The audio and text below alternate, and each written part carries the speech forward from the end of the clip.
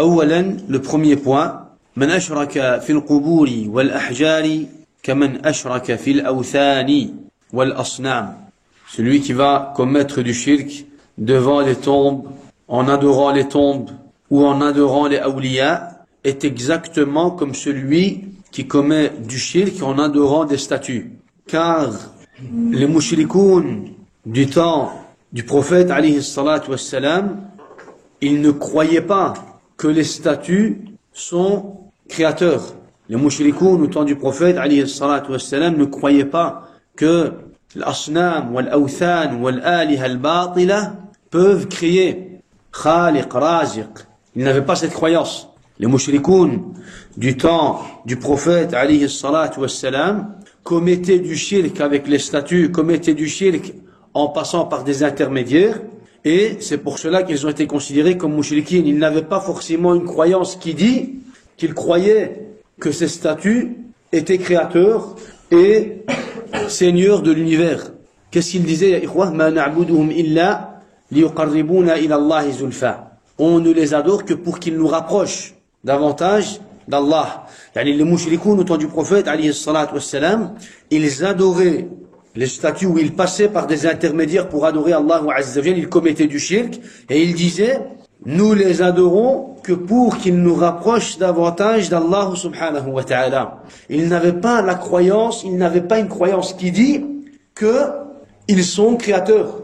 Les mushrikoun du temps du prophète alayhi salatu wassalam ne pensaient pas, ne croyaient pas que ces statues étaient des créateurs. Aujourd'hui, celui qui va commettre du shirk, il va être considéré comme mushrik, même s'il n'a pas en lui cette croyance. Même s'il n'a pas en lui cette croyance. Aujourd'hui, quelqu'un qui va commettre du shirk devant les tombes, face à l'awliya, face à des personnes, à des savants ou à des sultans, il n'est pas obligé de croire qu'il est lui khaliq pour qu'il puisse être considéré comme mushrik. Ça, c'est le premier point. Le shirk que les gens appliquent aujourd'hui, c'est exactement le même shirk que les gens appliquaient au temps du prophète alayhi salatu wassalam. Et les mushrikoun du temps du prophète alayhi salatu wassalam, Allah Azza wa Jal, il les a considérés comme kuffar. Les mushrikoun au temps du prophète alayhi salatu wassalam, Allah subhanahu wa ta'ala les a considérés comme kuffar, malgré qu'ils avaient la croyance de tawhid al-rububiyyah en partie, malgré qu'ils croyaient que c'est Allah Azza wa Jal le créateur. Le shirk des gens aujourd'hui, c'est exactement le même shirk que les mushrikoun du temps du prophète alayhi salatu wassalam. C'est le même shirk. Eux, ils adoraient Allah Azza wa Jal en passant par des intermédiaires, et ils disaient ma na'buduhum illa liyuqarribuna ila Allahi zulfa. Et aujourd'hui, les mushrikoun passent par des intermédiaires, par d'autres intermédiaires, et ils disent ma na'buduhum illa liyuqarribuna ila Allahi zulfa. Donc ça, c'est important. C'est important de savoir que les mushrikoun au temps du prophète alayhi salatu wassalam, ils savaient très bien que c'est Allah Azza wa Jal al-Khaliq, al-Raziq, walakin malgré cela, ils ont été considérés comme mushrikoun kuffar. Pourquoi? Parce qu'ils sont tombés dans le shirk. Parce qu'ils sont tombés dans le shirk. Alors il dit, c'est exactement la même situation des gens aujourd'hui, ils sont considérés mushrik kuffar. Pourquoi? Malgré leur croyance qui dit que c'est Allah al-Khaliq, al-Raziq, ils ont mis des intermédiaires entre eux et Allah subhanahu wa ta'ala. Et ça, c'est le shirk. Et ça, c'est le shirk. Le deuxième point, ya ikhwa, al-asma'u la athara laha fil haqa'iq. Al-asma'u la athara laha fil haqa'iq. C'est des points que moi-même j'ai résumés. Al-asma'u la athara laha fil haqa'iq. Les noms n'ont pas d'effet sur la réalité des choses, sur la réalité des actes. Les noms n'ont pas d'effet sur la réalité des actes et des faits. Pourquoi est-ce qu'on dit cela? Eux commettaient du shirk avec ce dont ils ont nommé wathan wa asnam, awthan wa asnam. Eux, les mushrikoun du temps du prophète alayhi salatu wassalam, ils ont commis du shirk, ils sont tombés dans le shirk avec ce dont ils ont nommé wathan wa sanam. Et les mushrikoun d'aujourd'hui sont tombés dans le shirk avec ce qu'ils ont nommé wali wa awliya. Et encore une fois, les mushrikoun aujourd'hui sont tombés dans le shirk avec ce dont ils ont nommé maslaha, wasila, shafa'a, darura, ila akhirih. Tamam? Eux, ils ont commis du shirk et ils ont dit, ils ont appelé ça sanam parce que ça représente un pieu. Ils ont appelé ça wathan parce que ça représente un pieu. Et aujourd'hui, les gens, ils ont commis du shirk et ils ont appelé ça na'am wali, ou alors ils ont appelé ça taqarrub, ou alors ils ont appelé ça wasila, ils ont appelé ça shafa'a, ils ont appelé ça darura, ils ont appelé ça maslaha. Ils ont commis du shirk, mais ils ont nommé le shirk par un autre nom. Et aujourd'hui, les gens commettent du shirk et ils nomment le shirk par un autre nom. La règle nous dit que les noms n'ont pas d'effet sur quoi? Les noms n'ont pas d'effet sur la réalité des actes. Si c'est du shirk, même si tu l'appelles maslaha, ça reste du shirk. Si c'est du shirk, même si tu l'appelles shafa'a, ça reste du shirk. Al-riba, même si toi tu l'appelles, aujourd'hui ils l'appellent par d'autres noms. Aujourd'hui al-riba, les gens l'appellent par d'autres noms, même si les gens l'appellent par d'autres noms, ça fait 0% ila akhirihi, c'est quand même considéré le riba auprès d'Allah subhanahu wa ta'ala. Al-khamr, le vin, aujourd'hui les gens vont l'appeler par d'autres noms, walakin ça reste quand même du vin auprès d'Allah subhanahu wa ta'ala. Les noms n'ont pas d'effet, n'ont pas de réalité, n'ont pas d'effet sur la réalité des actes. Quelqu'un qui commet du shirk, même s'il appelle ce shirk taqarrub, shafa'a, talab shafa'a, qurba, maslaha, shafa'a, wasila ila akhiri, on va lui dire, on ne va pas prendre en considération le nom que tu vas utiliser pour cet acte. On va regarder la réalité de cet acte. S'il y a du shirk dans cet acte, tu es considéré mushrik. Et point. Si tu achètes une maison avec al-riba, tu es considéré comme quelqu'un qui a fait al-riba. Tu es considéré comme murabi, comme quelqu'un qui a fait al-riba. Il va dire, ouais, mais c'est pas al-riba, c'est 0%, il a akhirihi. On va lui dire, on ne va pas regarder le nom. Lorsqu'on va donner un jugement dans la religion, on ne va pas regarder le nom que toi tu utilises pour cet acte. On va regarder la réalité de l'acte. S'il y a dans l'acte al-wasf, yani la caractéristique qui va faire qu'on va juger de cet acte, vous savez, si on va retrouver le wasf, on va appliquer al-hukm, on va appliquer al-hukm. فإن من شرب الخمر وسماها ماء ما شرب إلا خمرا. Quelqu'un qui va boire du khamr, du vin, et il va dire, je n'ai bu que de l'eau. ما شرب إلا خمرا. Il n'a bu que du vin.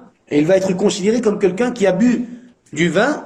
وعقابه عقاب شارب الخمر ولا فرق بينهما البتة. Et sa punition sera, son jugement sera donné par rapport à quelqu'un qui a bu du vin. Même si lui, il te dit, moi j'ai bu de l'eau, j'ai bu une boisson. Moi j'ai bu une boisson, j'ai bu de l'eau, j'ai bu telle chose, par exemple. Même s'il appelle cela par un autre nom, il subira la même punition que celui qui va boire du vin. وَلَعَلَّهُ يَزِيدُ عِقَابُهُ لِلتَّدْلِيسِ وَالْكَذِبِ فِي التَّسْمِيَةِ وَالتَّحَايُلِ. Peut-être qu'il aura un châtiment plus grand et une punition plus grande. Pourquoi? Parce qu'il a changé le nom, parce qu'il a menti, parce qu'il a voulu ruser avec Allah subhanahu wa ta'ala, parce qu'il a voulu ruser avec Allah subhanahu wa ta'ala. Il y a quelqu'un qui va boire du vin, il va dire ça, c'est haram, c'est du vin, il commet kabira min kaba'ir al-dhunub, commet un haram. Walakin quelqu'un qui va boire du vin, et il va le nommer par un autre nom, et il va dire ça, c'est pas du vin, mais c'est de l'eau, c'est une boisson, c'est la boisson de quoi qu'il dit? La boisson de vie, la boisson de la passion, la boisson du plaisir, il peut appeler ça par le nom qu'il veut, il sera considéré, sa situation sera plus pire auprès d'Allah subhanahu wa ta'ala. Pourquoi? Parce qu'il a commis le haram, et il a voulu ruser avec Allah subhanahu wa ta'ala en changeant le nom de ce haram. Quelqu'un qui va commettre le shirk, il est mushrik. Walakin quelqu'un qui va commettre le shirk et qui va nommer le shirk masna'a, lui, il est considéré mushrik, walakin ziyada ala shirkihi shirk. Il aura rajouté du kufr et du shirk sur son shirk. Pourquoi? Parce que yatahayalu ma'allahi azza wa jal. Il veut ruser avec Allah subhanahu wa ta'ala. Il veut changer la réalité des actes. وَلَعَلَّهُ يَزِيدُ عِقَابُهُ. Peut-être qu'il aura sûrement un châtiment plus grand. Les tadlis. Pourquoi? Parce qu'il a, les tadlis, c'est le fait de changer, de falsifier. Wal-kadhib, et le mensonge. Pourquoi? Parce qu'il a falsifié, il a changé, il a menti. في التسمية والتحايل. كذلك في تسمية القبر مشهدا. في تسمية القبر مشهدا. Aujourd'hui, la tombe vers laquelle les gens se dirigent pour pouvoir faire certaines adorations, ils ne l'appellent pas qabr. Ils l'appellent dans certains pays mashhad. Mashhad. Mashhad, ça veut dire quoi? Mashhad, c'est un monument.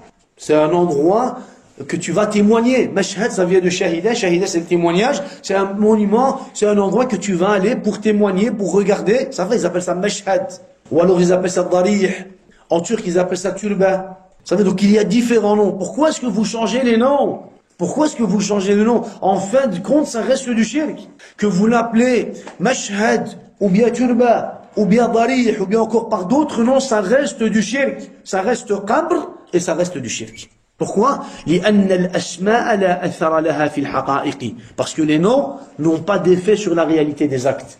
N'ont pas d'effet sur la réalité des actes. C'est pour ça que une des règles qu'on avait déjà expliquées auparavant, العبرة بالمعاني لا بالحقائق والمباني. العبرة بالمعاني, ce qu'on prend en considération, c'est l'essence des actes et pas les noms et les termes utilisés. العبرة بالمعاني لا بالمباني. لا بالألفاظ والمباني. المهم, le troisième point, عدم معرفة الشرك سبب في وقوعهم في الضلال. عدم معرفة الشرك سبب في وقوعهم في الشرك والضلال. Le fait de ne pas connaître la réalité du shirk est la cause principale du fait que les gens tombent dans l'égarement et dans le shirk. Pourquoi les gens tombent dans le shirk? Parce qu'ils ne connaissent pas la réalité du shirk. On ne parle pas de ceux qui ne s'attribuent pas à l'islam déjà à la base. On parle ici de ceux qui vont s'attribuer à l'islam, mais qui vont commettre du shirk. Pourquoi est-ce qu'ils vont commettre du shirk? Parce qu'ils ne savent pas, ils ne connaissent pas la réalité du shirk. Parce qu'ils ne connaissent pas la réalité du shirk. Les mushrikoun vont dire, Nahnu la nushriku billah. Nous ne commettons pas de shirk. Quand toi tu vas commencer à expliquer le tawhid à une personne, tu vas le mettre en garde du shirk parce qu'Allah Azza wa Jal a mis en garde contre le shirk. Allah subhanahu wa ta'ala a averti les gens de tomber dans le shirk. Allah subhanahu wa ta'ala nous a informé qu'il ne pardonnait pas le shirk, que celui qui va commettre du shirk ira en enfer, et que le shirk est une grande injustice, et que le shirk était le plus grand péché. Donc on va avertir les gens de commettre ce péché. On va avertir les gens de commettre ce péché. Walakin, qu'est-ce qu'ils vont dire? Ils vont dire, Nahnu la nushriku billah. On ne commet pas de shirk. Ils ne vont pas considérer leur acte comme quoi? Comme du shirk. Et si vous vous rappelez, lorsqu'on avait fait Kashf al-Shubuhat, à la fin de Kashf al-Shubuhat, il avait cité ce point, et il l'avait expliqué. Et il avait dit, les gens aujourd'hui commettent du shirk, mais ils disent, Nahnu la nushriku billah. Nous ne commettons pas de shirk. Nous ne commettons pas de shirk. Et on avait cité, Allahu Alam, c'était pas à la fin, c'était plus vers le milieu. Et on avait quoi? On avait expliqué comment répondre à ce doute ou à cette ambiguïté. Si un mushrik devait dire cela, dis-lui, na'am. Dis-lui, na'am. يقولون بأفواههم ما ليس في قلوبهم. يقولون بأفواههم ما ليس في قلوبهم. Ils disent avec leur langue ce qu'ils n'ont pas en eux-mêmes dans leur cœur. Ils vont dire, nous ne commettons pas de shirk. Nous ne faisons que nous rapprocher d'Allah Azza wa Jal. Nous, on ne cherche qu'à se rapprocher d'Allah. On ne cherche que la satisfaction d'Allah. On ne cherche qu'à faciliter, on va dire, l'islam aux musulmans. يقولون بأفواههم ما ليس في قلوبهم. Ils disent des choses avec leur langue qui ne se trouvent pas dans leur cœur. Cite-lui ce verset. يقولون بأفواههم ما ليس في قلوبهم. C'est le verset 167 de Surat Ali Imran. Le verset 167 de Surat Ali Imran. Il dit, réponds avec ce verset. Et puis, dis-lui, mais هذا جهل, ceci est de l'ignorance de votre part envers le shirk. Ceci est de l'ignorance de votre part envers le shirk. C'est parce que vous ne connaissez pas la réalité du shirk que vous dites ne pas commettre du shirk. C'est parce que vous ignorez la réalité du shirk que vous dites que vous ne commettez pas du shirk. Tu prétends ne pas commettre du shirk, ça c'est ton ignorance. Ton ignorance envers la réalité du shirk te pousse ou fait en sorte que tu tombes dans le shirk. Qu'est-ce que tu fais? Tu dois lui poser la question. Qu'est-ce que tu fais là en ce moment-ci si tu ne fais pas du shirk? Quel est le nom de cet acte? Il va te dire taqarrub, maslaha, shafa'a, wasila. Il va prétendre certaines choses. Tu lui dis ils disent avec leur langue ce qu'il n'y a pas dans leur cœur. Ce qu'il n'y a pas dans leur cœur. Quatrième point, الرياء شرك. الرياء شرك فكيف بغيره. يعني الرياء l'ostentation qui à la base ne fait pas sortir la personne de l'islam. L'ostentation dans une adoration. L'ostentation dans une adoration ne fait pas sortir la personne de l'islam. Quelqu'un qui va prier sincèrement pour Allah subhanahu wa ta'ala, puis pendant sa prière, il va changer son intention, il va dévier, il va s'égarer dans son intention. Pourquoi? Par ostentation, parce qu'il a vu que quelqu'un le regardait par exemple. Il va dévier de son intention, il va tomber dans l'ostentation, dans le riya. Al-riya, c'est du shirk. Que dire donc du fait de donner des égaux à Allah subhanahu wa ta'ala. فكيف بغيره? Les ulama, ils ont dit, si le riya, qui ne fait pas sortir la personne de l'islam, l'ostentation qui se trouve dans le cœur de la personne, et qui apparaît lors d'une adoration, si le prophète a nommé cela comme quoi? Comme du shirk, que dire du fait de donner des égaux à Allah subhanahu wa ta'ala? Que dire du fait de donner des intermédiaires à Allah subhanahu wa ta'ala? Que dire du fait de donner les droits d'Allah à autre qu'Allah subhanahu wa ta'ala? فكيف بغيره يسمى شركا من باب أولى. يعني si le prophète عليه الصلاة والسلام a nommé, c'est encore une fois une des réponses que tu dois utiliser, si le prophète عليه الصلاة والسلام a nommé ce qui passe dans ton cœur et dont personne est au courant, vous savez, le prophète عليه الصلاة والسلام, s'il a nommé ce qui passe dans ton cœur comme ostentation, comme mauvaise intention et dont personne n'est au courant, le prophète a nommé cela shirk, shirk. Que dire de celui qui va invoquer autre qu'Allah? Que dire de celui qui va se diriger vers une tombe pour glorifier le mort dans cette tombe? Que dire de celui qui va donner les droits d'Allah à autre qu'Allah? Que dire de celui qui va donner haqqa al-hukm ou bien haqqa al-tashri' li ghayrillah? Que dire de celui qui va aimer, qui va commettre du shirk dans quoi? Dans l'amour d'Allah. Que dire de celui qui va commettre du shirk dans la crainte, dans la peur d'Allah azza wa jal? Yusamma shirkan min babi awla. Si ça a été nommé shirk, ce qui est plus pire que cet exemple qui a été cité par le prophète alayhi salatu wassalam, est considéré comme du shirk. Min babi awla. Le cinquième point, ya ikhwa, al-fi'lu yukadhibu al-qawl. Al-fi'lu yukadhibu al-qawla. L'acte dément la parole. Al-fi'lu huwa aynu al-fi'l. Wal-hukmu la yatakhallafu 'an al-wasf. L'acte démente la parole. Quelqu'un qui va te dire, moi je ne commets pas du shirk, on va lui dire, toi ton acte, tes actes jugent de toi que tu es un menteur. C'est comme par exemple quelqu'un qui va dire, moi j'aime le prophète, alayhi salatu salam. Il va dire, moi j'aime le prophète. Wa ashhadu anna Muhammadan Rasulullah. Parmi les sens et les nécessités de dire Muhammadan Rasulullah, c'est quoi? C'est le fait d'aimer Hubbu Rasulillah alayhi salam. C'est le fait d'aimer le prophète alayhi salatu salam. Il va dire, moi j'aime le prophète alayhi salatu salam. On va lui dire, fi'luka yukadhibu qawlak. Tes actes jugent de toi que tu es un menteur. Pourquoi? Parce que si vraiment tu avais en toi l'amour du prophète, tu aurais suivi la sunna et le chemin du prophète alayhi salatu wassalam. Tu aurais fait les actes, la sunna. Tu aurais voulu apprendre la sunna. Tu t'aurais attaché à la sunna du prophète alayhi salatu wassalam. Quelqu'un qui va commettre du shirk et qui va prétendre ne pas commettre du shirk et qui va prétendre la ilaha illallah et qui va prétendre être musulman, quelqu'un qui va commettre du shirk, on va lui dire fi'luka yukadhibu qawlak. Ton acte dément ta parole. Tu dis la ilaha illallah, mais tu donnes des associés à Allah. Tu dis la ilaha illallah, mais tu donnes des intermédiaires à Allah subhanahu wa ta'ala. Et justement, de ce point, on comprend que at-tawhid laysa kalam faqat.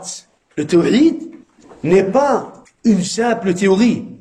Une théorie, des paroles, des phrases, des textes, des récits qu'on va lire, qu'on va réciter, qu'on va aimer, qu'on va accepter. Non. At-tawhid qawlun wa amal. Le tawhid, c'est une parole, mais aussi une application. C'est une parole, mais aussi une application. Din wa amal. At-tawhid, l'islam, est une religion d'application. C'est pour cela que lorsqu'on définit l'iman, qu'est-ce qu'on dit? Qawlun bil lisan wa amalun bil arkan wa i'tiqadun bil janan. Qawlun bil lisan wa amalun bil arkan wa i'tiqadun bil janan. En réalité, ya ikhwa, lorsqu'on va parler avec quelqu'un qui commet du shirk, on n'a pas besoin forcément. Le musulman, le talib ilm doit avoir un bagage. Il doit avoir un bagage, un grand nombre de preuves du Coran et de la Sunna et des explications des ulama. Ça doit être clair dans son esprit, dans sa tête, déjà pour lui. Il doit avoir des exemples de la vie des compagnons, des exemples des paroles des savants. Il doit avoir en lui-même dans sa tête des hadiths, ijma' as-sahaba. Walakin, avant même d'utiliser tout cela, il peut utiliser ces quelques règles. Justement, pourquoi? Pour répliquer, pour détruire toute la croyance d'un mushrik. Pour détruire toute la croyance d'un mushrik. Le shirk est le même shirk. Le shirk du temps du prophète, alayhi salatu wassalam, est le même shirk que les gens appliquent aujourd'hui. Pourquoi? Parce que les mushrikoun du temps du prophète commettaient le shirk en disant Ma na'buduhum illa liyuqarribuna ila Allahi zulfa. Et les mushrikoun aujourd'hui autour des tombes et autour min qusur, ils disent la même chose. Ma na'buduhum illa liyuqarribuna ila Allahi zulfa. Premier point. Deuxième point, al-asma'u la athara laha fi al-ahkam. Les noms n'ont pas d'effet sur la réalité des actes. Toi, même si tu appelles, même si tu nommes cela maslaha ou encore on va dire, tu utilises encore d'autres noms, ce qu'on va prendre en considération, c'est quoi? C'est la réalité de l'acte. Troisième point, on va lui dire ce qui a fait en sorte que tu es tombé dans le shirk, même si tu prétends ne pas commettre du shirk, c'est ton ignorance de la réalité du shirk. C'est parce que tu ne connais pas la réalité du shirk que tu tombes dans le shirk. Quatrième point, si le prophète alayhi salam a nommé quelque chose qui passe des sentiments, si le prophète alayhi salam a nommé cette mauvaise intention, ce changement au niveau de l'intention qui se trouve à la base dans le cœur de la personne, si le prophète a nommé cela shirk, que dire de celui qui va donner des égos à Allah subhanahu wa ta'ala? Min babi awla, c'est du shirk. Vous savez, al-fi'lu yukadhibu al-qawl, cinquième point, ton acte dément ta parole. Pourquoi? Parce que l'islam, l'iman, le tawhid, c'est une parole, voilà, qui est avec une application. Tu dis quelque chose, mais tu fais le contraire. Tu prétends quelque chose, mais tu fais le contraire. Tu témoignes de quelque chose, mais tu fais le contraire. Le sixième point, qasdu shirk laysa shartan fil kufri. Qasdu shirk laysa min shurut al-takfir, ou bien laysa shart fil kufr, yani, la volonté de commettre le shirk n'est pas une condition pour que la personne tombe dans la mécréance. La volonté de commettre le shirk n'est pas une condition pour que la personne tombe dans la mécréance. La personne qui va commettre du shirk, il ne doit pas forcément vouloir commettre du shirk pour qu'il soit considéré comme mushrik ou bien comme kafir. Comprenez quoi? Parce que lorsqu'on va nous critiquer, on va dire il est tombé dans le shirk, et ça c'est du kufr, et ça c'est le péché qu'Allah ne pardonne pas. Celui qui tombe dans le shirk akbar, il est considéré comme mushrik, comme kafir.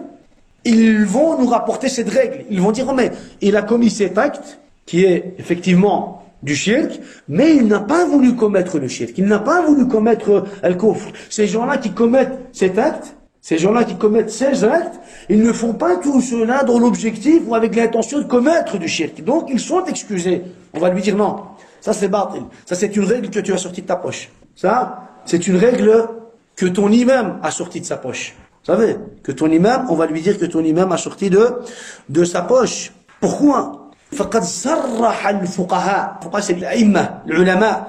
Les savants, ils ont dit clairement, في كتب الفقه, dans les livres de l'fiqh, في باب الردة, dans le chapitre de l'apostasie, أن من تكلم بكلمة الكفر يكفر وإن لم يقصد معناها. Quelqu'un qui va prononcer une parole de kufr, il est considéré mécréant, même s'il n'a pas voulu le sens de cette parole. Il dit les savants, les ulama, ils se sont mis tous d'accord, et ils ont cité cette règle dans les livres de l'fiqh, dans le chapitre Bab al-Riddah de l'apostasie. Ils ont cité quoi? Ils ont cité cette règle qui dit que celui qui va prononcer une parole de kufr, il sera considéré comme kafir, même s'il n'a pas voulu le sens de cette phrase. Comme aujourd'hui, par exemple, il insulte sa religion, il insulte son Seigneur, il insulte son Créateur. Vous savez, subhanallah. C'est connu, Sabbouddin dans nos pays, c'est connu. C'est connu. Le fait, quand ils se mettent en colère, ils insultent la religion, ils insultent Allah, ils insultent le prophète, ils insultent, on va dire, en disant le mot Rabb, ou bien en disant le mot Din. Ça c'est connu ça. Il insulte et puis il dit, oh mais moi j'ai pas voulu le sens. Moi j'ai pas voulu le kufr. Les ulama ils ont dit bil ijma'. Il est considéré kafir. Babur ridda. Celui qui va prononcer une parole de kufr, sarih. Parole de kufr, sarih. Même s'il n'a pas voulu quoi, même s'il n'a pas voulu le sens de cette parole, il est considéré comme kafir. Même s'il n'a pas voulu le sens, même s'il n'a pas voulu le kufr. Oui mais moi je l'ai dit par réflexe. Il n'y a pas de réflexe dans ça. Il n'y a pas de réflexe dans le fait d'insulter Allah subhanahu wa ta'ala. Il n'y a pas de réflexe dans le fait d'insulter la religion d'Allah subhanahu wa ta'ala. Vous savez, c'est très très connu. Moi je suis resté, pendant la période où je suis resté en Égypte, astaghfirullah al-azim, c'était du matin jusqu'au soir. Et les gens ils ont que ça en bouche. Subhanallah. Et tu vois, subhanallah, les mouchriquines, zanadiqa, murji'a, jahmiya, tu vois malgré tout cela, malgré tous les shirks et tous les kufrs que ces gens-là font, ils étaient quand même là à la recherche de quoi? À la recherche de preuves et de paroles pour pouvoir prendre leur défense. Subhanallah. Mais explique-lui, à la place de débattre avec moi, pour essayer de leur trouver une excuse, va leur expliquer qu'ils sont en train de commettre du kufr, même si tu ne fais pas leur takfir. Ça, à la base, ces gens-là, s'ils auraient été sincères, ces gens-là, ils sont pas sincères. Ces gens-là, on les appelle abid. Abid al-salatin, ces gens-là, c'est abid al-salatin, c'est les esclaves des salatines. C'est les esclaves des Salatines, ces gens-là. À la place de débattre avec moi pour chercher des excuses pour ces mouchriquines, va parler, va faire la da'wah à ces gens-là. Va leur expliquer. Même si, en fait, compte, toi, tu ne fais pas leur takfir. Va leur expliquer. Toi, tu es déjà à la dalal. Walakin, pourquoi tu débats avec moi? Pourquoi tu veux forcément que je croie comme toi? Pourquoi tu veux forcément leur trouver des excuses? Subhanallah. Et tu le vois, il est là pendant des mois et des années, il est là à essayer de chercher des excuses pour prendre la défense des mouchriquines. Subhanallah. Ça, dans Bab al-Ridda, c'est connu. Bab al-Ridda, c'est connu. On va en parler dans le livre, parce que dans le livre, dans Mufid al-Mustafid, il va citer tous des chapitres de Bab al-Ridda. Il va rapporter des exemples. Comment les savants, ils ont expliqué ce chapitre. Et qu'est-ce qu'ils ont parlé de ce chapitre? Quelqu'un qui va faire l'istihza bid-din, qui va se moquer de la religion. Khalé, le fait même d'insulter, il va se moquer de la religion. Non, mais ça, c'est connu, les héros. Il sait bien que ça représente la sunna. Lui, il sait bien que ça représente la sunna. Les kafara tous, ils savent très bien que ça représente la sunna. Walakin lui, parce qu'il a besoin de quoi? Il a besoin de se réconforter. Donc, qu'est-ce qu'il va faire? Il va vouloir te rabaisser pour d'une façon ou d'une autre, montrer qu'il est lui-même à niveau, que ça veut rien dire. C'est pas parce que tu as une barbe que ça veut dire que tu es meilleur que moi, que tu es meilleur qu'un autre. Alors il va prendre, c'est quoi ça? C'est quoi ces poils? Subhanallah. La'anallahu man tashabbaha min ar-rijal bin nisa. Allah, il a maudit celui qui rase. Lui, il vient, il prend ta barbe, il dit, c'est quoi ces poils? Il se moque. Tu voulais rigoler, tu voulais plaisanter, tu voulais mettre un peu d'ambiance. Ça nous regarde pas. Auprès d'Allah, t'es kafir, auprès des croyants, t'es kafir. Tu te tapes, tu dois faire la tauba. Tu dois faire la tauba. Walakin chez les murji'a, c'est pas comme ça. C'est ça la différence entre Ahl Sunnah et le murji'a. Ahl Sunnah, ils ont dit les kafirs mubasharatan. كفر الصريح والاستهزاء الصريح والألفاظ الكفرية والشركية الصريحة il est considéré directement كافر. أما chez les murji'a, الإرجاء تأخير العمل عن مسمى الإيمان. الإرجاء c'est quoi? C'est le fait d'éloigner, d'écarter, de séparer l'amal de l'iman. Ah ouais non, il a l'iman. L'iman c'est quelque chose, et l'amal c'est quelque chose d'autre. Les murji'a c'est comme ça qu'ils disent. L'amal ça n'a rien à voir avec l'iman. Il a l'iman, il peut faire ce qu'il veut pendant toute sa vie, il sera comme un musulman. Il peut faire ce qu'il veut, il peut ne pas prier. Pourquoi? Parce qu'il a dit une fois la ilaha illallah Muhammadur Rasulullah. L'iman, il est là dans le cœur pour eux. Et c'est ça qu'on voit aujourd'hui dans l'awam, pour dire à quel point le murji'a s'est propagé aujourd'hui. L'iman c'est ici. Mais l'iman c'est ici. L'amour d'Allah se trouve l'amour du prophète. Ça c'est l'irja, ou on va dire niveau de l'awam. Niveau de l'awam. Et le murji'a, qu'est-ce qu'ils vont dire? Ils vont dire, il a fait le kufr, il a fait l'istihza, il faut lui demander ce qu'il a voulu. Il faut lui demander ce qu'il a voulu. Qu'est-ce que tu as voulu? Quand tu as stahzi bid-din, quand tu t'es moqué, quand tu as insulté la religion, quand tu as insulté Allah, le prophète, les compagnons, qu'est-ce que tu as voulu? S'il te dit, j'ai voulu le kufr, là tu lui fais son takfir. S'il te dit, moi j'ai pas voulu cela, par réflexe, je voulais rigoler, plaisanter, alors là tu fais pas son takfir. Billah alaykoum, ça c'est l'islam, et quoi? Subhanallah. Ajib, ya akhi. Al-muhim. Le 7e point. من لم يسبقه إسلام فهو كافر أصلي. Celui qui, dans sa vie, il n'a pas eu une période de islam, ça fait une période de islam, il est considéré comme mushrik asli, comme kafir asli. Mafhoum ya ikhwa. Yani, le murtad, c'est celui qui, pendant une période de sa vie, il était musulman, haqqan. Pas il s'attribue à l'islam. Il était musulman, haqqan. Alors, il était musulman, il est tombé dans le shirk, il est tombé dans le kufr, là, dans la religion, on va l'appeler murtad. Amma, à la base, il n'a jamais eu de lien avec l'islam, il n'est jamais entré dans l'islam, il n'a jamais mis pas en islam, il n'a jamais compris l'islam, il ne s'est jamais soumis au tawhid. Lui, à la base, il est considéré comme mushrik asli. Pourquoi ça? Parce que lorsqu'il est, tout ce qui va venir par après comme application sera basé sur quoi? Sera basé sur ce terme que tu vas utiliser. S'il est mushrik asli, c'est qu'il y a quoi? C'est qu'il y a ces étapes-là à suivre. S'il n'est pas mushrik asli, qu'il est murtad, il y a peut-être moins d'étapes que pour quelqu'un qui va être considéré comme mushrik ikhwa. S'il y a un village où il y a l'adhan, il y a le masajid, les gens s'attribuent à l'islam, malgré ça, c'est quand même pas considéré comme quoi? Comme dans l'islam. Pourquoi? Parce que si c'est des gens qui sont connus par leur shirk, et que le shirk, on va dire, est transmis de père en fils, ça fait de génération en génération, ça fait c'est connu que là-bas, c'est le shirk qui est hakim, même si ces gens-là s'attribuent à l'islam, c'est considéré comme quoi? C'est considéré comme dar shirk. Comme dar shirk. Pourquoi? Parce que c'est des gens qui ne sont jamais passés par l'islam. Ça c'est, on va dire, un point, on va dire une petite parenthèse. Le 8e point, التوحيد معلوم من الدين بالضرورة. التوحيد معلوم من الدين بالضرورة. Il cite ce point. Le tawhid, c'est quelque chose qui est connu dans la religion par nécessité. Ça veut dire que tu vas lui poser la question. Est-ce que tu ignores la prière? Non. Tu ignores la zakat? Non. Tu ignores le jeûne du mois du Ramadan? Non. Est-ce que tu ignores le pèlerinage? Non. Et le tawhid? Tu ignores le tawhid? Est-ce que tu sais ce qu'est le tawhid? Il va te dire non. Il ignore pas les 4 piliers de l'islam après le tawhid, mais le tawhid, il l'ignore. On va lui dire le tawhid, c'est le premier point qui doit être reconnu dans la religion par nécessité. Ma'loum min ad-din bil-darura. T'as pas d'excuse à ce niveau-là.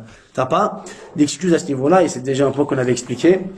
Donc tu lui rapportes toutes les paroles qu'on a déjà, ou les versets, les hadiths qu'on a cités à propos de ce point. Le 9e point, ça c'est une shubha, c'est un doute.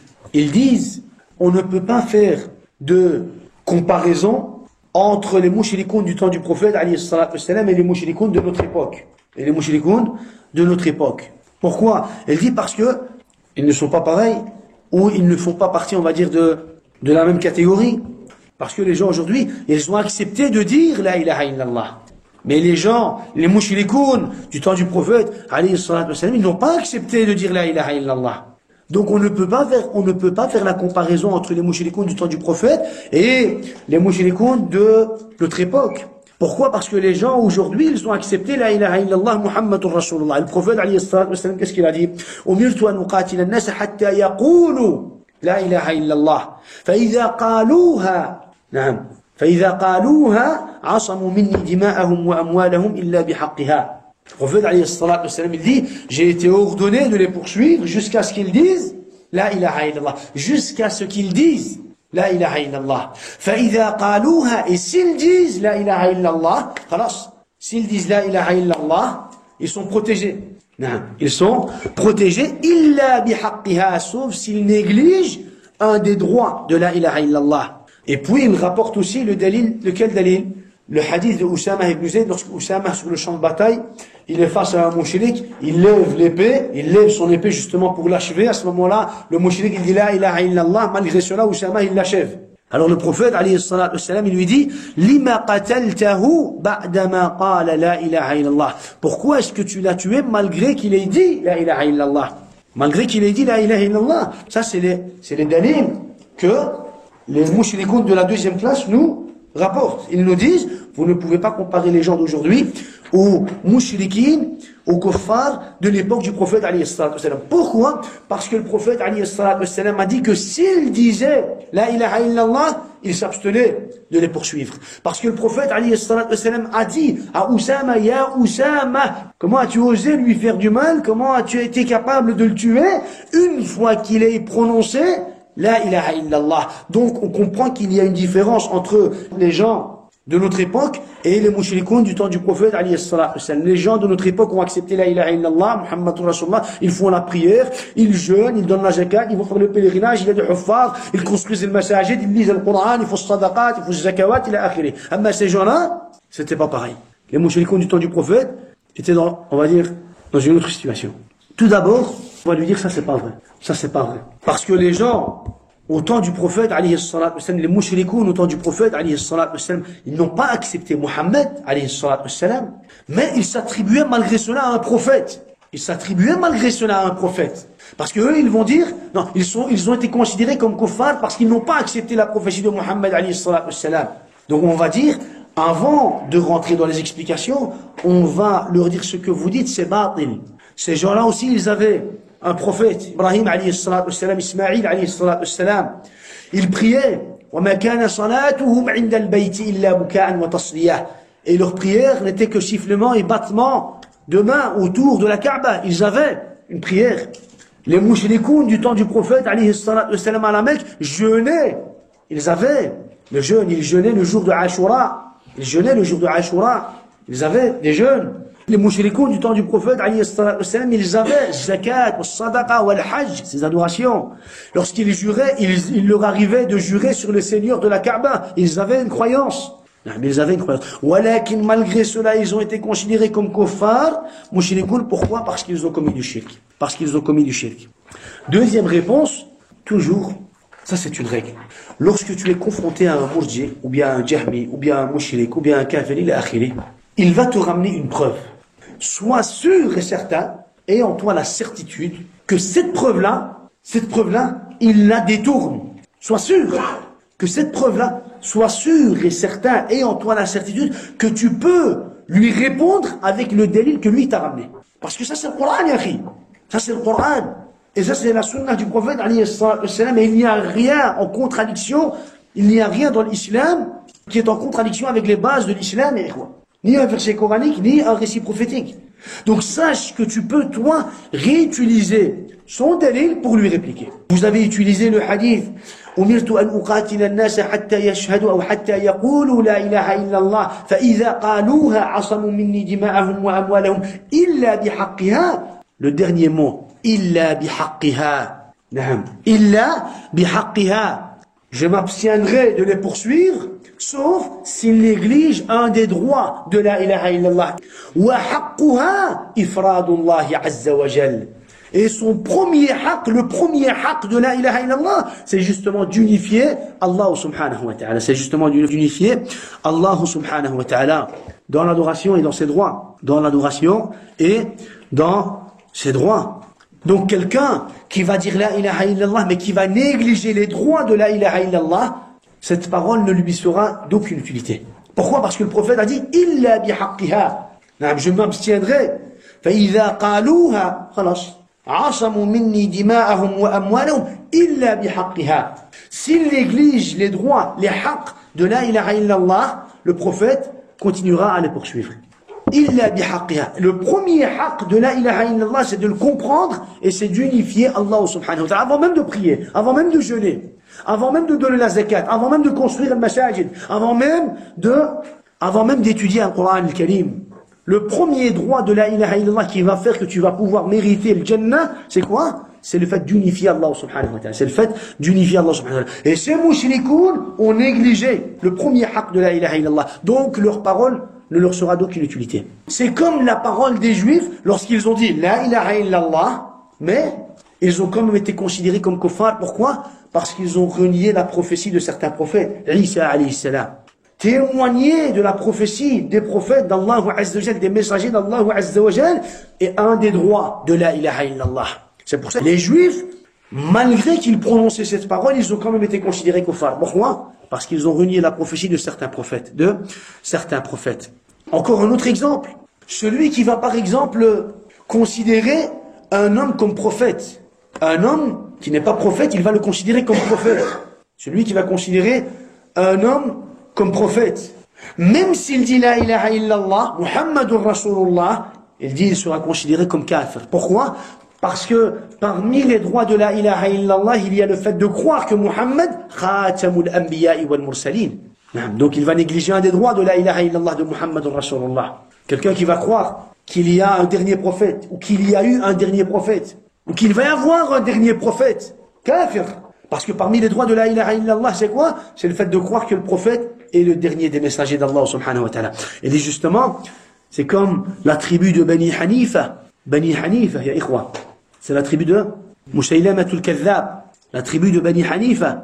كانوا يشهدون أن لا إله إلا الله وأن محمد رسول الله ويصلون ويصومون ويزكون ويحجون. نعم. Les gens de la tribu de Bani Hanifa disaient la ilaha illallah, Muhammadur Rasulullah, ils priaient, ils jeûnaient, donnaient la zakat. Walakin, malgré cela, juste parce qu'ils ont eu la croyance que Musaylama est associé à la prophétie de Muhammad, alayhi salatu wassalam, ils ont tous été considérés comme kuffar. Pourquoi? Illa bihaqqiha. Illa bihaqqiha. Encore un autre exemple. C'est comme l'exemple de Ali ibn Abi Talib. Ali ibn Abi Talib, radiyallahu anhu, harraqa ashab Abdullah ibn Saba. Abdullah ibn Saba, c'était un juif qui s'est montré musulman, qui est apparu à l'époque de Uthman ibn Affan et qui a semé justement les graines de la corruption et des tentations. Et c'est lui qui a causé justement la mort de Uthman ibn Affan. Et c'est lui qui a causé beaucoup de quoi? C'est lui qui a causé l'apparition de beaucoup de sectes, de beaucoup de dhalal. À cette époque-là, imaginez-vous cette époque, Sahaba radhiyallahu alayhim, ils sont dans le désert, la péninsule arabique, subhanallah, ils sont perdus, dans le désert, personne ne les prend en considération, ni Al-Rum, ni Al-Furs, ni Moulouk, al-Yaman, ça fait, personne ne les prend en considération. Du jour au lendemain, ils arrivent et ils font l'ajab. Ils repoussent le mal, l'injustice des Romains, le mal et l'injustice des Perses, ils repoussent le mal des Salatines, des rois du Yémen, et, subhanallah, ils viennent avec la justice et avec, subhanallah, l'islam. Comment ils vont les arrêter? Comme ça. De l'extérieur, il n'y a pas moyen. Ils ont compris que de l'extérieur, il n'y a pas moyen. Comment est-ce qu'on va faire? On va se montrer musulmans, on va s'intégrer, on va essayer d'avoir une place, on va essayer de quoi? On va essayer d'avoir une parole sur les gens, et on va commencer à semer les graines de la fitna et du kufr. Fitnatul qadar, on va en parler, Inch'Allah, je crois, dans Sahih Muslim, c'est un des premiers hadiths. Fitnatul qadar, yani, imaginez-vous, ikhwa, Ma'bad al-Juhani. Ma'bad al-Juhani, c'était comme un temple, on va dire, d'adoration, un monastère. Ma'bad al-Juhani, c'était justement, on va dire, celui qui gérait. Quand l'islam s'est propagé, il s'est montré musulman, il a commencé à inviter les talabat al-ilm, ça fait, il a commencé à instruire les gens, et la fitna de l'qadar, c'est de là que c'est apparu. Son but, c'est de pouvoir semer un égarement, c'est de pouvoir faire apparaître un égarement dans la Ummah islamique, parce qu'il sait bien que le jour où il va avoir des égarements et des sectes et l'apparition de certaines fitnas, ça va être la fin de cette Ummah qui est comme ça à la base. Subhanallah. Imaginez-vous la fitna de l'qadar, c'est de là que c'est apparu. Et Abdullah ibn Saba, lui, il était Yahudi. Il s'est montré musulman, il a causé la mort de Uthman ibn Affan, et puis par après, quand c'est Ali qui est devenu khalifa, il a commencé à quoi? Il a commencé à semer les graines de Shia, Rafida. Que Ali, il a une puissance. Ali, il est fort. Rappelez-vous du hadith du prophète, Ali, lorsque le prophète lui a dit, Ya Ali, ne voudrais-tu pas être toi, à côté de moi, comme Haroun, à côté de Moussa? Ah, ça veut dire que c'est, il ramène des choubha. Là, je parle, on va dire, en leur langue, quoi. Ça veut dire qu'il est prophète. Et puis, il a avancé, il a continué, jusqu'à ce qu'ils ont dit Ali et le Seigneur. Et quand Ali ibn Abi Talib, il a entendu cela, qu'est-ce qu'il a fait? Et là, qu'est-ce qu'il a fait? Il les a brûlés. Quoi. Il a appelé un de ses élèves, Qumbur. Il lui a dit, creuse les tranchées. Pourquoi? Creuse. Il a creusé, il a allumé le feu, et il a dit, vous dites ça? Vous dites que je suis moi le Seigneur, et il les a brûlés. Ces gens-là, c'est des gens qui disent La ilaha illallah, Muhammadur Rasulullah, des gens qui priaient et qui aimaient beaucoup Ali ibn Abi Talib. Walakin illa bihaqqiha. Wa min haqqillah, wa min haqqi la ilaha illallah, c'est le fait de ne pas donner d'égal à Allah subhanahu wa ta'ala. Ils ont donné un égal, khalas. Harraqahum Ali ibn Abi Talib. Taban, il y a eu un petit khilaf entre les compagnons. Quel était le khilaf? Le khilaf était pas sur leur jugement, mais sur la façon de les punir. Abdullah ibn Abbas, il a dit, moi je ne les aurais pas brûlés. Voilà qui je les aurais. Ouais, ça fait. Il dit, moi je ne les aurais pas brûlés. Voilà qui je les aurais quoi? Je les aurais punis d'une autre façon. Donc ça veut dire un petit khilaf entre Ali et Ibn Abbas. Encore un autre exemple. Pourquoi les mouchrikoun au temps du prophète ont été considérés kuffar? Posez-leur la question. Pourquoi les mouchrikoun du temps du prophète ont été considérés comme kuffar? Ils vont dire, parce qu'ils ont renié le prophète. Ou alors, parce qu'ils ont renié le jour dernier, le ba'ath, la résurrection. Si parce qu'ils ont renié la résurrection, ils ont été considérés kuffar, quel est le plus grave? Le fait de renier la résurrection ou le fait de donner un égal? Tous les deux sont considérés comme du kufr. Walakin, au niveau de la gravité, qu'est-ce qui est considéré encore plus grave? Le fait de renier la résurrection ou alors le fait de donner un égal à Allah subhanahu wa ta'ala? Si celui qui a renié la résurrection, il a été considéré comme kuffar dans le kitab, Allah azza wa jal, celui qui va donner un égal à Allah subhanahu wa ta'ala, d'office, même babi awla, il est considéré comme kafir. C'est pour ça que, des fois, quand tu expliques le tawhid, ça sert à rien de parler trop, d'expliquer. Si tu restes trop dans la théorie, tu vas pas t'en sortir. Et celui qui est devant toi, il va pas comprendre. Quand tu veux expliquer le tawhid, ça doit pas être théorique, ça doit être des exemples de sahaba. Comment le prophète il a expliqué le tawhid? Qu'est-ce que le sahaba a compris? Qu'est-ce que les compagnons ont compris du tawhid? Comment est-ce qu'ils ont vécu? Comment est-ce qu'ils ont changé lorsqu'ils ont accepté le tawhid? Comment est-ce qu'ils se sont soumis à Allah subhanahu wa ta'ala? Comment est-ce qu'ils ont fait la da'wa au tawhid? Comment est-ce qu'ils ont vécu le tawhid? Les prophètes, comment est-ce qu'ils ont vécu le tawhid? Comment est-ce qu'ils ont fait la da'wa? C'est ça, tu dois rapporter des exemples. Un mec, tu restes trop dans la théorie, ça va rien changer. Tu te dis non, la volonté du kufr, c'est pas une condition. Il y a des annulatifs de l'islam, celui qui va commenter des annulatifs de l'islam, il est considéré comme kafir. Ça veut rien dire pour lui. Ramène-lui ces exemples-là. Du temps de Abu Bakr as-Siddiq, de Ali ibn Abi Talib, tous les exemples qu'on a cités là. Ramène-lui ces exemples. Donc, ayyuhuma a'zamu dhanban, lequel des deux est considéré plus grave? Le fait de renier la résurrection, ou bien le fait de donner un égal à Allah subhanahu wa ta'ala, طبعا أن تجعل لله ندا وهو خلقك. Lorsque Ibn Mas'ud a demandé au prophète, Ya Rasul, ayyu dhanbi a'zam, lequel des péchés le plus grave? Qu'est-ce qu'il lui a dit? أن تجعل لله ندا وهو خلقك. C'est le fait de donner un égal à Allah, sachant que c'est lui qui t'a créé. Donc, ikhwa, celui qui commet le shirk dans l'islam, il est considéré mushrik. Quand on dit qu'il est considéré mushrik, c'est la croyance que tu dois avoir en toi-même envers cette personne. Le fait de lui dire ce jugement, c'est selon les circonstances. Mais le premier point, c'est de croire en toi que cette personne est sur le shirk, sur un dalal, mushrik, ila akhiri. Deuxième point, ahkam tunazzalu alayhi ahkam ash-shirk wal kufr. Ça veut dire que l'ahkam, dans l'islam, il y a des ahkam, des jugements qui sont basés sur le shirk et des jugements qui sont basés sur l'islam. On mange la viande de celui qui est musulman, on ne mange pas la viande de celui qui est mushrik. Ça, c'est un exemple. On prie derrière quelqu'un qui est musulman, on ne prie pas derrière quelqu'un qui est mushrik. Vous savez, on fait dua de pardon, maghfira, rahma pour quelqu'un qui est musulman, mais on ne fait pas de dua, rahma ou maghfira pour quelqu'un qui est mushrik. Ça, c'est des exemples. Mais il y en a d'autres. Il y en a beaucoup. Donc ça, c'est le deuxième point. Tunazzalu alayhi al-ahkam. Troisième point, si on sait qu'il est mort sur le shirk, on croit avec notre cœur qu'il est Khalid Mukhallad fi nar. Il est en enfer auprès d'Allah subhanahu wa ta'ala. Il va rendre ses comptes à Allah subhanahu wa ta'ala. Walakin on croit qu'il est Khalid Mukhallad fi nari jahannam. Mais on croit qu'il est en enfer. On doit avoir cette croyance. Donc le fait de ne pas croire de cette façon, de négliger un de ces trois points, va faire en sorte que la personne tombera dans l'égarement. Dans l'égarement, ça peut aller jusqu'au kufr. Ça peut aller jusqu'au kufr. Jusqu'à ce que lui-même il soit considéré comme kafir. Jusqu'à ce que lui-même il soit considéré comme kafir. Et sache, ya Abdallah aussi, que ce sujet n'est pas un sujet de quoi? N'est pas un sujet de divergence. N'est pas un sujet de divergence. Ça, c'est bil ijma'. Ça, c'est bil ijma'. Le fait de faire le takfir du kafir dont l'unanimité des savants est présent qu'il est kafir, c'est une des obligations de l'islam. Le fait de faire le takfir de quelqu'un qui est considéré kafir selon l'unanimité des savants, ça c'est wajib. Et le fait de ne pas faire le takfir justement, le fait de ne pas faire le takfir d'un kafir qui est considéré, d'une personne qui est considérée kafir selon l'unanimité des savants, c'est du kufr. Le fait de faire le takfir d'un kafir, d'une personne qui est considérée kafir selon l'unanimité des savants, c'est wajib alayk, tu dois le faire. Le fait de ne pas faire le takfir de cette personne, c'est naqid min nawaqid al-islam.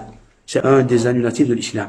On a fini avec les paroles des savants, ya ikhwa. Ici, on n'a pas cité toutes les paroles des ulama parce qu'on va encore en citer par après lorsqu'on va commencer à expliquer le livre. Walakin ici, c'est quoi? C'est pour faciliter la compréhension de ce sujet. C'est pour faciliter la compréhension de ce sujet. Et c'est pour que toi, tu puisses avoir la méthodologie au niveau de la compréhension de ce sujet. Quand on a voulu expliquer l'ignorance ou l'excuse par ignorance, on a commencé par quoi? Par le kitab. On a commencé par le kitab wa sunnah. On a commencé par le kitab et on a donné des explications au verset d'Allah subhanahu wa ta'ala avec les hadiths du prophète alayhi salatu wassalam ou alors avec les récits des compagnons radhiyallahu alayhim. Et puis on a cité les paroles des ulama. Ça c'est une méthodologie pour pouvoir bien comprendre le sujet de la religion. Vous savez, c'est une facilité, c'est déjà pour qu'on puisse comprendre le sujet, mais c'est un résumé. Ça, c'est un résumé. On n'a pas rassemblé tous les versets qui parlent de ce sujet. De Al-Jahl, de Al-Jahiliya, et puis on va dire de Al-Hujja Al-Risaliya, de Al-Adhab, de Tanzil Al-Ahkam, de Tanzil Al-Iqab, ou Al-Adhab. On n'a pas parlé de tous les sujets. Ici, on a parlé d'un sujet, mais en résumé, et on a, déjà pour qu'on puisse comprendre le sujet, mais aussi pour que ça soit un exemple pour nous. Quand on veut comprendre le sujet, on commence pas par la parole d'Ibn. Vous savez, ces gens-là, ils vont commencer directement. Ouais, mais Ibn Taymiyyah, il a dit, qu'est-ce que tu veux que je fasse?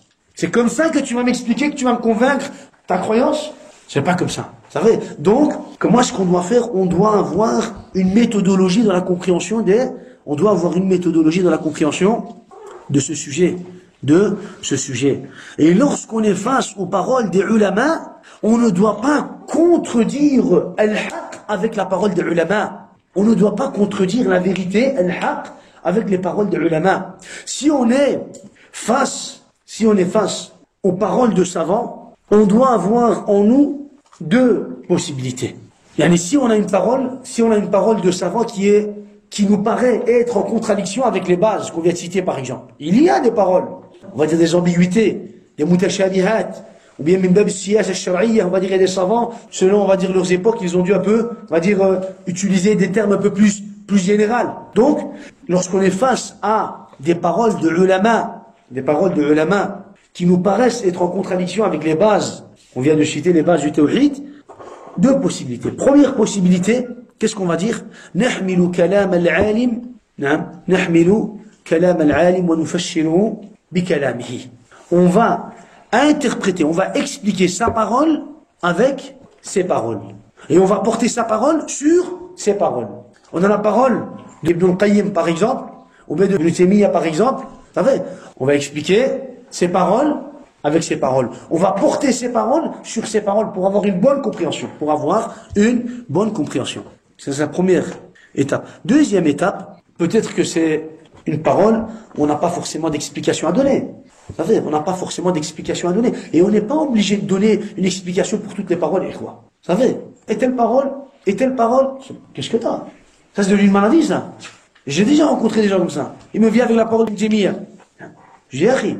Ne me rapporte pas des paroles de Ibn Taymiyyah. Tu vas trouver une solution et la parole de Muhammad ibn Wahhab.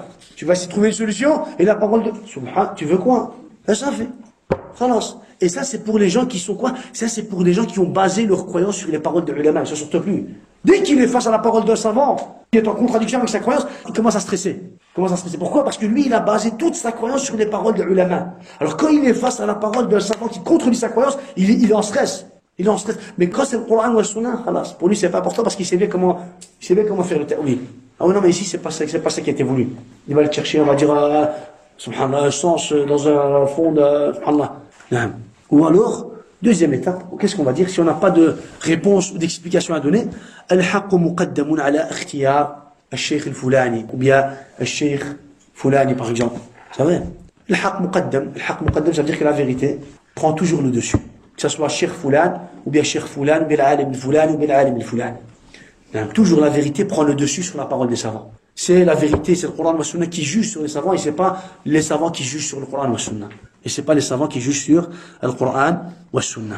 Ça c'est quoi? C'est deux étapes. Imma on va expliquer la parole de ce savant avec ses paroles, ou alors on va dire al-haq muqaddam, khalas. Laisse la parole de côté, reste concentré sur les bases de l'islam, sur les récits muhkam. Donc ça c'est à propos des paroles des ulama. Juste un dernier chapitre, toujours concernant, on va dire, l'excuse par ignorance. Lorsqu'on a expliqué les versets, on a cité des hadiths. On n'a pas forcément cité des hadiths concernant, on va dire, directement le sujet. Ici, on va citer quelques hadiths. On va pas rentrer trop dans les détails parce que dans le livre, on va expliquer. Dans le livre, on va rentrer plus dans les détails. Ici, seulement si on nous dit, par exemple, et dans la sunna, est-ce qu'il y a des preuves dans la sunna qui jugent que l'ignorance n'est pas considérée comme une excuse? On va dire bien sûr. Toutes les paroles, ou bien tous les hadiths du prophète, alayhi salatu wassalam, dans lesquels il y a les conditions de la ilaha illallah, sont des preuves qui prouvent quoi? Qui prouvent que l'ignorance n'est pas considérée comme une excuse. Tous les hadiths du prophète dans lesquels il y a des conditions, les conditions de la ilaha illallah, les conditions de la ilaha illallah prouvent, ces récits, ces preuves nous prouvent que l'ignorance n'est pas considérée comme une excuse en ce qui concerne la ilaha illallah et en ce qui concerne le tawhid et les bases de l'islam. Par exemple, le prophète alayhi salatu wassalam, il dit: Man qala la ilaha illallah khalisan min qalbihi. Khalisan min qalbihi. Celui qui va dire la ilaha illallah avec un cœur sincère. Avec un cœur sincère. Lui ira au paradis. Le prophète dit, lui ira au paradis. Quelqu'un qui ignore le tawhid, comment il va savoir que lui, il est censé dire la ilaha illallah walakin avec un cœur sincère? On comprend par ce hadith, les ulama dit on comprend par ce hadith que quelqu'un qui ignore le tawhid, automatiquement il va ignorer que parmi les conditions du tawhid, il y a le fait de dire la ilaha illallah avec sincérité.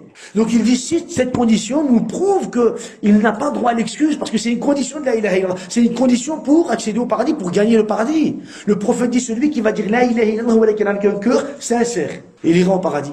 Comment il va aller au paradis si lui, il ignore le tawhid et il ignore la condition du tawhid? Un autre hadith, le hadith d'Abu Hurairah radiyallahu anhu, il dit, le prophète alayhi salatu wassalam, il a été questionné, Ya Rasulallah, man ash'adu an-nasi bi shafa'atika yawm al-qiyamah. Qui parmi les gens va mériter le plus ton intercession? Shafa'a. Alors le prophète il dit, laqad dhanantu ya Aba Hurayra alla yash'alani an hadha al-hadith ahad. أول منك لما رأيته من حرصك على الحديث أسعد الناس بشفاعة من قال لا إله إلا الله خالصا من قلبه. Celui qui va mériter le plus ma shafa'a, c'est celui qui va dire la ilaha illallah avec sincérité, avec un cœur rempli de sincérité. Avec un cœur rempli de sincérité. La sincérité est une des conditions de la ilaha illallah. Quelqu'un qui ignore le tawhid, quelqu'un qui ignore que la sincérité est une des conditions du tawhid, comment il va entrer au paradis? Le prophète, il a cité cette condition-là. Dans un autre hadith, le prophète, alayhi salatu wassalam, dit, Man qala, fa inna Allah harrama ala an-nari, man qala la ilaha illallah yabtaghi bidhalika wajha Allah. Encore une fois, c'est la même chose. Dans un autre hadith rapporté par Abi Malik al-Ash'ari, il dit, le prophète, alayhi salatu wassalam, a dit, Man qala la ilaha illallah, wa kafara bima yu'badu min dunillahi haruma maluhu wa damuhu wa hisabuhu ala Allah. Celui qui va dire la ilaha illallah, et qui ensuite va renier toute autre divinité adorée en dehors d'Allah, il sera considéré comme musulman. Quelqu'un qui ignore le tawhid, comment est-ce qu'il va savoir que parmi les conditions du tawhid, il y a le fait de renier toutes les fausses divinités adorées en dehors d'Allah subhanahu wa ta'ala? Pour lui, ça ne veut rien dire. Il est ignorant. Et s'il est ignorant de la condition, il est ignorant de l'acte. Et s'il est ignorant de l'acte, il n'a pas en lui une application qui va faire qu'il va pouvoir mériter le paradis. Le hadith, encore une fois, d'Abu Hurayra, radiyallahu anhu, lorsque le prophète il lui a donné ses sandales, ses deux sandales, il lui a dit, Idhab, va, ya Abu Hurayra, et derrière ce mur, derrière ce jardin, et celui dont tu rencontreras, et qui dira la ilaha illallah avec certitude, annonce-lui la bonne nouvelle du paradis, avec certitude, avec certitude, avec certitude. La certitude, c'est une des conditions du tawhid. C'est une des conditions du tawhid. Donc le musulman, il n'est pas censé renier que la certitude est une des conditions du tawhid. Le fait de savoir ces conditions-là, une à la suite, on parle pas de ça. On parle du fait que s'il y a des conditions, c'est que il n'a pas le droit à l'excuse. Il ne peut pas ignorer ce sujet parce qu'il y a des conditions. Il doit savoir cela. Il doit l'appliquer de cette façon. Il doit l'appliquer de cette façon. Al-Muhim, ça c'était, on va dire, le moment, on va revenir par après, Inch'Allah, sur d'autres hadiths. Et on en a déjà cité auparavant. Ici seulement, Allahu Alam, j'ai une parole. وقد غلط كثير من المشركين في هذه الأعصار وظنوا أن من كفر من تلفظ بالشهادتين فهو من الخوارج وليس كذلك بل التلفظ بالشهادتين لا يكون مانعا من التكفير إلا لمن عرف معناها وعمل بمقتضاها وأخلص العبادة لله ولم يشرك به سواه فهذا تنفعه الشهادتان وأما من قالها ولم يحصل منه انقياد لمقتضاها بل أشرك بالله واتخذ الوسائط والشفعاء من دون الله وطلب منهم ما لا يقدر عليه إلا الله وقرب لهم القرابين وفعل لهم ما يفعله أهل الجاهلية من المشركين فهذا لا تنفعه الشهادتان بل هو كاذب في شهادته كما قال تعالى إذا جاءك المنافقون قالوا نشهد إنك لرسول الله والله يعلم إنك لرسوله والله يشهد إن المنافقين لكاذبون ثم قال إنه لو قالها أحد من أهل الجاهلية وعكف على صنمه يعبده لم يكن ذلك إسلاما. Moi-même, c'est une parole. Il parle de son époque, c'est un savant. Il dit, il y a des gens à notre époque qui pensent que le fait de faire le takfir de celui qui prononce la ilaha illallah, que le fait de faire le takfir, le fait de considérer mushrik kafir, celui qui va dire la ilaha illallah, il y a des gens qui pensent que ça c'est des signes de khawarij. Ça c'est des signes de khawarij. Il dit ça pourtant ça c'est pas des signes de khawarij. Ça c'est les signes d'Ahl Sunnah wal Jama'a, le fait de faire le takfir de celui qui va commettre le shirk et le kufr akbar. Il dit, pourquoi? Il dit parce que la ilaha illallah, ce n'est pas une simple parole. Pour que la ilaha illallah ait une utilité sur la personne doit prononcer cette parole, il doit la dire, ou en comprenant et en appliquant cette parole. Or, s'il ne le fait pas de cette façon, son takfir est considéré comme quoi? Comme une nécessité, comme une des nécessités. Il dit, c'est comme quelqu'un autour du prophète, alayhi sallam, il va dire la ilaha illallah, puis il va continuer à adorer Allah ou al-Uzza. Et il dit, est-ce que le prophète aurait considéré sa prononciation comme islam? Il y a quelqu'un à l'époque du prophète, il va dire la ilaha illallah Muhammadur Rasulullah, puis il va continuer à adorer Allah ou al-Uzza, il va continuer à commettre du shirk, il va continuer à mettre des intermédiaires entre lui et Allah subhanahu wa ta'ala, il va commencer à continuer dans, on va dire, le chemin de la jahiliya. Il dit, est-ce que le prophète aurait considéré cela comme islam? Il dit non, ça c'est pas considéré comme islam. Vous savez, c'est pour ça qu'aujourd'hui les gens, ils ne savent plus faire la différence entre le khawarij ou Ahl Sunnah ou le murji'a, je veux dire, ils n'ont plus, on va dire, cette science. Lequel des savants a dit que le fait de faire le takfir de quelqu'un qui commet du shirk, c'est le khawarij, qui, à part des contemporains, zanadiqa d'aujourd'hui, à part cela, qui? Lequel des savants? Qu'il nous rapporte une seule parole d'un savant, des prédécesseurs, les prédécesseurs, qui nous dit que faire le takfir de celui qui va commettre du shirk, le takfir de celui qui va commettre du shirk est considéré comme un des signes de Khawarij, qu'il nous rapporte une parole de ce genre, nous on va arrêter de faire le takfir. On va arrêter de considérer kafir celui qui fait du shirk akbar. Voilà qu'ils n'ont pas. Le Khawarij, ils ont été connus par deux caractéristiques. La première, c'est qu'ils ont été connus par quoi? Par le fait de se révolter contre l'imam al-Shar'i. De se révolter contre l'imam al-Shar'i. Deuxième caractéristique, c'est quoi? C'est le fait de faire le takfir selon le kaba'ir. Selon le kaba'ir. Est-ce qu'on fait le takfir selon le kaba'ir? Non, khalas. De quoi tu parles? L'imam al-Bukhari, on a rapporté l'imam al-Bukhari, le livre d'Ahl al-Sunnah wal-Jama'a, l'imam al-Bukhari, il dit, tous les péchés font partie de la jahiliya, et on ne considère kafir que celui qui va commettre le shirk. L'imam al-Bukhari, walakin eux, ils ont ta'wil dans tout. Ils ont ta'wil dans tout. Donc, on a fini avec quoi? On a fini avec cette introduction. Est-ce que c'était la dernière des introductions? On verra ça la semaine prochaine. Avec toujours les introductions, toujours les introductions, c'est ce qui est le plus important. La Bouddha, un taqifa fi al-muqaddimah. Toujours l'introduction. De comprendre l'introduction, et puis, quand on dit l'introduction, ici, c'est peut-être, on va dire, des sujets qui sont, on va dire, en dehors du contexte, en dehors du livre. Voilà, c'est des introductions qui sont en relation avec l'aqida. Donc, ça touche quand même le sujet, ça touche quand même le livre. C'est des choses pour qu'on puisse mieux comprendre le livre, incha'Allah, azza wa jal, bi'idhnillahi, tabaraka wa ta'ala. Taba'an, juste un point, ikhwa. Vous savez, alhamdulillah, on est ici, entre nous. On ne cherche que la satisfaction d'Allah subhanahu wa ta'ala. Tout ce qu'on vient d'expliquer là, c'est de la théorie. Il y a de la pratique, il faut le mettre en pratique.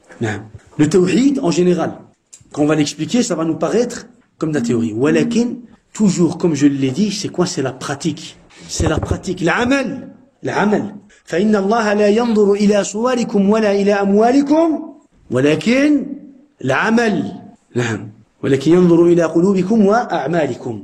Il regarde vos œuvres, les œuvres, les applications.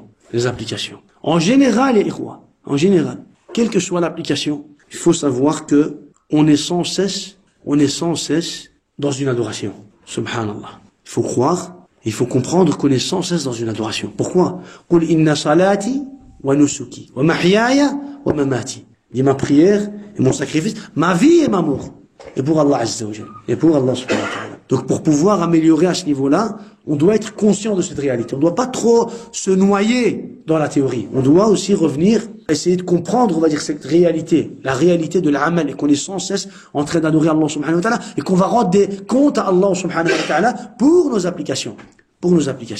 Donc ce qu'on doit faire, c'est qu'on doit remercier Allah subhanahu wa ta'ala pour cette guidance, pour la guidance qu'il nous a donnée. On doit remercier Allah subhanahu wa ta'ala pour la guidance qu'il nous a donnée. On doit remercier Allah subhanahu wa ta'ala pour le fait qu'il nous ait rassemblés à cet endroit. C'est lui qui nous a rendus frères et frères. C'est pour ça que, le musulman, une fois qu'il va vouloir suivre le chemin de l'islam, il a besoin de la grâce d'Allah, de la miséricorde d'Allah, du soutien d'Allah, de l'aide d'Allah. Walakin en dehors de ça, il y a quoi? Il y a cette chose qui fait partie de l'islam, et dont le musulman ne peut pas, on va dire, se séparer. C'est quoi? C'est al-ukhuwa al-islamiyya wal-imaniyya allati la tatabaddal wa la tataghayyar. Cette fraternité musulmane qui ne changera jamais, qui ne change pas, qui n'affaiblit pas. Cette mahabba al-ukhuwa al-imaniyya qu'Allah subhanahu wa ta'ala a mis entre nous. Notre fraternité est quoi? La fraternité de l'islam qu'Allah subhanahu wa ta'ala a décidé justement c'est Allah qui nous a rendus frères et quoi. C'est Allah qui nous a rendus frères. On a tous des parents différents, walakin Allah nous a rendus frères. Imaginez-vous, quoi. Ça, c'est ni'ma min ni'amillahi tabaraka wa ta'ala. C'est pour ça qu'Allah, il le cite comme quoi, comme bien, Al-Ansar, il y avait l'Aws ou Al-Khazraj, c'était des guerres pendant des années. Des guerres. Walakin Allah, il les a rendus frères. Le prophète Allah, il dit, même si tu aurais dépensé tout ce que tu aurais dépensé, tu n'aurais pas pu les rendre frères. Et nous, aujourd'hui, on est ici entre nous, parce que c'est Allah subhanahu wa ta'ala qui a décidé de cette fraternité-là. Et la fraternité de l'islam, la tataghayyar wa la tatabaddal, elle reste subhanallah. Tant qu'il y a l'iman wa le tawhid, il change pas subhanallah. Mutahabbouna inna Allah. C'est pour ça que dans beaucoup de hadiths, le mahabba a été cité comme quoi, comme on va dire, comme une adoration. C'est une adoration. La fraternité, c'est une adoration. C'est que ça a été cité comme des applications qui ont quoi? Qui ont un très grand mérite. المتحابون بجلال الله, ils vont être sur des estrades manabir, ça c'est minbar. ولكن يوم القيامة المتحابون في الله, ceux qui se sont aimés réellement pour Allah, et seulement pour Allah, il n'y a pas de maslaha, il n'y a pas, on va dire, maslaha dunyawiya, tijara, je veux dire, sharika, il n'y a rien de tout ça, seulement lillahi azza wa jal, يوم القيامة, ils vont être sur des manabir de quoi? Sur des manabir de lumière, des estrades de lumière. T'imagines, Yahri? Et les prophètes, ils vont demander, c'est qui ces gens-là? Qui sont ces gens-là qui se trouvent sur les estrades? Ya Rabbana. Allah subhanahu wa ta'ala, al-mutahabuna bi jalali wa 'azamati. Ce sont ceux qui se sont aimés pour moi. Qui se sont aimés pour moi. Subhanallah. Et ça, c'est le mahabba, ya ikhwan. Le mahabba. Parmi les 7 qui vont être sous l'ombre d'Allah, sous l'ombre du trône d'Allah, le jour de la résurrection, wa rajulani tahabba fillahi ijtama'a alayhi wa iftaraqa alayhi. Ça c'est, alors on voit notre frère quotidiennement, on oublie que si réellement on a une bonne intention sincère, que si on aime notre frère, musulman, notre sœur musulmane, si on l'aime pour Allah et qu'on a une bonne intention, en sachant que c'est une ibad avec sincérité, on oublie que cette sincérité, cet amour, cette fraternité va faire en sorte que le jour du jugement, on pourrait peut-être mériter d'être quoi? D'être sous l'ombre du trône d'Allah, ya akhi. Cette adoration-là, en réalité, que tous les jours on pourrait renouveler à la base. Subhanallah. Notre fraternité, c'est pas une fraternité dunyawiya. C'est pas dunya qui nous a rassemblés. C'est pas tijara qui nous a rassemblés. C'est pas sharika, une association, sharika, on va dire un commerce qui nous a rassemblés. Vous savez? C'est pas la langue qui nous a rassemblés. C'est pas nos origines qui nous ont rassemblés. C'est pas la couleur qui nous a rassemblés. C'est pas l'argent et la richesse, vous savez, qui nous a rassemblés. C'est pas parce qu'on fait tous partie, on va dire comme ils le disent, de la même catégorie, de la même classe, c'est pas ça qui nous a rassemblés. C'est l'iman, le tawhid, c'est l'islam qui nous a rassemblés, ikhwa. C'est l'islam. Comme ça avait rassemblé auparavant, Abu Bakr al-Siddiq avec Omar, avec Sahaba, avec Bilal, avec Souhaïb, avec Ammar, avec Sahaba, radwanullahi alayhim, avec les Muhajirin, wal Ansar, wal Aws, wal Khazraj, et toutes les autres tribus. Le mahabba al-imaniya. Ça c'est le mahabba al-imaniya, ikhwa. Ça c'est le hubb fillah. الحب في الله والبغض في الله أوثق عرى الإيمان. Ça c'est mon premier conseil. Deuxième conseil, ya ikhwa, vous savez que ici sur terre, on a tous une responsabilité. Ça, on a tous une responsabilité. كلكم راع وكلكم مسؤول عن رعيته. On a tous une responsabilité, tous. Celui qui est marié, il a une responsabilité. Celui qui n'est pas marié, il a une responsabilité. Celui qui vit avec ses parents, il a une responsabilité. Celui qui est seul, il a aussi une responsabilité. On a tous une responsabilité, ikhwa. Walakin, cette responsabilité, ikhwa, elle commence avec qui? Elle commence avec toi. Cette responsabilité, elle commence avec toi. Si toi, tu es conscient de la réalité de cette responsabilité et que tu cherches à l'appliquer, walakin, birid Allah azza wa jal, vraiment, comme Allah te l'a demandé, et seulement pour mériter la satisfaction d'Allah, Allah azza wa jal, wallah al-azim, il va t'ouvrir l'abwab rahmatih, les portes de la miséricorde. Walakin, si toi, tu cherches à faire cela selon Allah, selon les règles d'Allah, selon les jugements d'Allah, selon la sunnah du prophète alayhi salatu wassalam, pour gagner la satisfaction d'Allah subhanahu wa ta'ala, tu vas voir une facilité bi'iznillah, une facilité. Ne crois pas que toi-même tu vas pouvoir te faciliter la tâche. Toi-même, tu vas pas pouvoir te faciliter la tâche. C'est Allah qui va faciliter pour toi. Et toi, ton devoir, c'est justement de revenir vers Allah subhanahu wa ta'ala pour pouvoir bien appliquer, pour pouvoir donner à cette responsabilité, le droit de cette responsabilité, la valeur de cette responsabilité. Elle commence chez toi. Et puis, elle se propage dans la famille. L'épouse, qui a aussi, elle, une responsabilité, et puis les enfants. Ça, c'est comme ça, ikhwa. C'est comme ça dans l'islam. Walakin, sache que ça commence par toi, et c'est de toi que ça va faire le tour dans la famille. Et c'est de toi que ça va faire le tour dans la famille. C'est pour ça que il y a des règles dans la façon de se comporter envers chaque membre de la famille. Le prophète, il nous a montré ça. Il y a des règles à suivre, que tu le veuilles ou non. Il y a des règles à suivre pour les membres de quoi? Pour les membres de la famille, pour tous les membres de la famille. Envers l'épouse, envers les enfants, envers les parents, envers la sœur, envers le frère. Ça c'est des règles. Que tu le veuilles ou non, tu es obligé de suivre ces règles. Un enfant, ça reste un enfant, ya akhi. Abu Mas'ud al-Ansari, lorsqu'il avait puni cet enfant, lorsqu'il avait puni un de ses enfants, le prophète, alayhi salatu wassalam, qu'est-ce qu'il avait fait? Il l'avait corrigé. Il l'avait corrigé en lui disant, Allah peut te faire subir plus que ce que tu lui as fait subir. Ça. Les épouses, ya ikhwa, les épouses. Le prophète, alayhi salatu wassalam, ya ikhwa, il nous ordonne, Allah Azza wa Jalla nous ordonne, wa'ashiruhunna bil ma'ruf. Et comportez-vous convenablement envers elles. Le ma'ruf. Le munkar, le ma'ruf. Allah, il te le dit, wa'ashiruhunna bil ma'ruf. Il ne te dit pas, wa'ashiruhunna bil munkar. Allah, il te dit, wa'ashiruhunna bil ma'ruf. Et comportez-vous convenablement envers vos épouses. Mithaqan ghalidha. Pourquoi? Parce que cette femme qui est devenue ton épouse, elle est devenue ton épouse bi kalimatillah wa bi amanillah. C'est pas Foulan ou l'Illan ou le père ou la, je veux dire, non, c'est pas par, on va dire des paroles, c'est Allah qui a fait que cette femme elle est devenue ton épouse. C'est pour ça que le prophète dit, ittaqullaha fin nisa, craignez Allah envers vos épouses, car فإنكم أخذتموهن بأمان الله واستحللتم فروجهن بكلمة الله فاتقوا الله في النساء. Craignez Allah envers vos épouses, car vous les avez prises. أخذتموهن بأمان الله. Quand tu t'es marié, t'as dit بأمان الله. Toi tu l'as pas dit avec ta bouche, ولكن dans ta façon de faire, on comprend que c'est بأمان الله. Je l'apprends بأمان الله. Et elle est devenue halal pour toi, pour bikalimatillah, avec la parole d'Allah. Fattaqullaha fi nisa. Craignez Allah donc envers vos femmes. Craignez Allah donc envers vos femmes. Le prophète alayhi salatu il dit cela. Il dit dans un autre hadith, Istawsu bin nisa'i khayra. Je vous conseille d'être bon envers vos épouses. Le prophète il va nous conseiller, akhi. Je vous conseille d'être bon envers vos épouses. فإنها خلقنا من ضلع وإن أعوج ما في الضلع أعلاه. فإن ذهبت تقيمه كشرته وإن تركته لم تزل أعوجا فاستوصوا بالنساء خيرا. Le prophète il dit, je vous conseille d'être bon envers vos épouses. Bon envers vos épouses.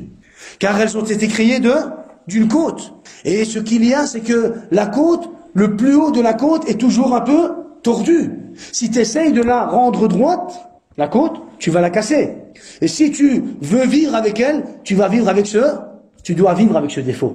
Comportez-vous donc bien envers vos épouses, que le prophète alayhi salatu wassalam dit. Pour dire que, c'est normal, une femme, à la base, elle a un peu plus de faiblesse qu'un homme. Elle va avoir des sentiments. Elle a besoin de nous, hommes et ikhwa, on sort de la maison. On se voit entre nous. On discute. On a des activités. On travaille. On se défoule. On se crie l'un sur l'autre. La femme, c'est pas pareil, ikhwa. Chez l'homme, il va peut-être plus analyser, on va dire, d'une autre façon. La femme, elle va l'analyser d'une autre manière. Vous savez, le prophète, il veut dire par là que عندكم إياكم استوصوا بالنساء خيرا. Soyez bons envers vos épouses. Soyez bons envers vos épouses. Si tu cherches à la rendre parfaite, tu pourras pas. Si tu cherches à la rendre parfaite, toi, moi, je veux qu'elle soit parfaite, tu pourras pas. Tu vas la casser. Le prophète dit, tu vas la casser. Quand tu casses, ça veut dire qu'on sous-entend que quand tu casses, ça veut dire que c'est fini. Si tu veux continuer, tu dois vivre avec ce défaut. Avec la côte,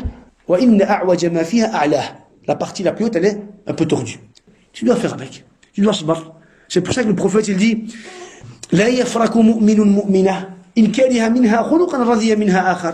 mu'min, il ne déteste pas la mu'mina. Le mari musulman, il ne déteste pas sa femme qui est croyante.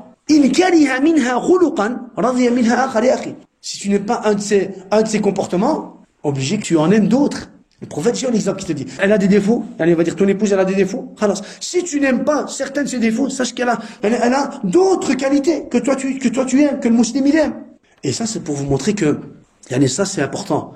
C'est important de savoir que il faut savoir ses limites. Il faut savoir ses limites et il faut renouveler toujours en soi la connaissance de ses limites. Il faut toujours revenir vers quoi? Vers la sunna du prophète. Le prophète, regardez, le prophète, quand il est venu à Medina, il a délaissé la sunna de son peuple. C'était quoi la sunna de son peuple?